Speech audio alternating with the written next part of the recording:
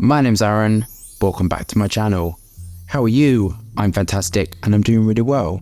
And today I am viewing Crystal Saffron from the house of Matiere Perfumer. This is an oriental spicy fragrance and this is £170 for 50ml. This is an eau de parfum. The notes are musk as the top note, saffron as the mid, and ambroxan incense at the base. This house must go through buckets and buckets and buckets of ambroxan centered around Greek saffron oil. It envelops notes of habanalide musk and ambroxan to underline the almost addicted facet, whilst incense oil accentuates the vibrancy and projection of the saffron. Immersing the senses with its intoxicating fragrance, make it your new signature scent. Okay, do we have our bottles of Crystal Saffron? Are we engaged with the higher self?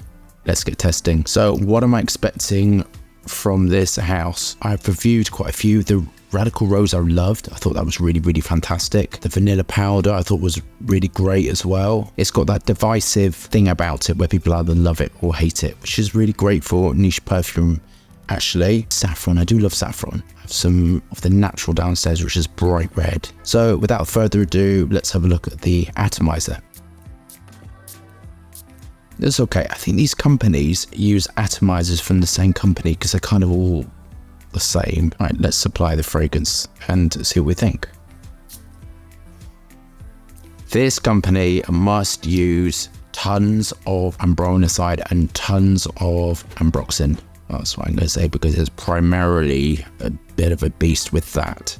So this is aroma chemical based, which is fine. I really like this finish on the fragrance. Actually, there's a time and a place for this. I really love the amberwood raw materials and the ambers and ambroxan. I love all those raw materials.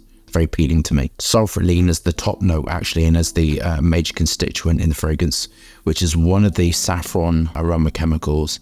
Ethyl saffronate, sulfurylene, and there's another.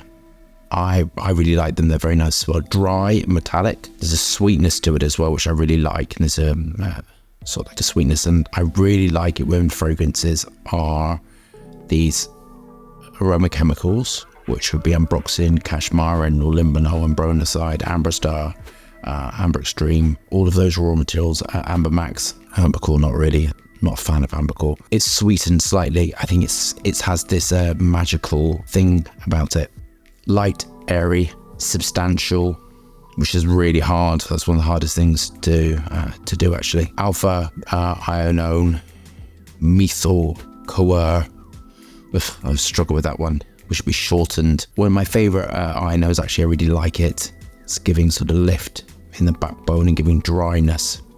The alpha ionone constituent gives you more violet, and the beta constituent gives you more woody constituent for the ionone molecules. The beta ionone, a little bit more unpalatable than the alpha ionone actually, but what I find. There's a really nice ratio of those two. If you're going to use them together, I really like working on a ratio to the two.